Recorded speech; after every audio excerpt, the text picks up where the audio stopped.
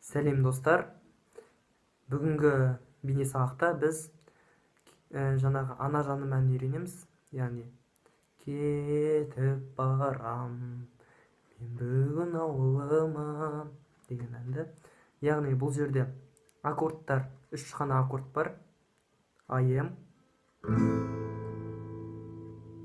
Яғни сұқ саусақ бірінші лад екінші струна, ортаңғы саусақ екінші лад төртінші струна, және үшінші саусақ екінші лад үшінші струна.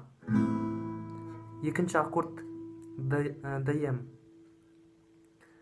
Бірінші саусақ бірінші лад бірінші струна, екінші саусақ екінші лад үшінші струна, үшінші саусақ үшінші лад екінші струна. Үшінші аккордымыз ЕМ.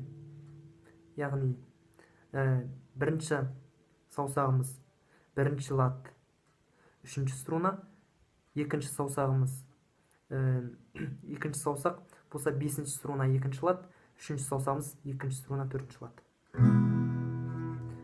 Бойы болса бізде қарапайым четверка бойы. Алдыңғы сабақта көрсетілгендей төмен, жоғары, заглушка. Төмен, жоғары, заглушка. Яғни қазір былай аккордтармен көрсетемін.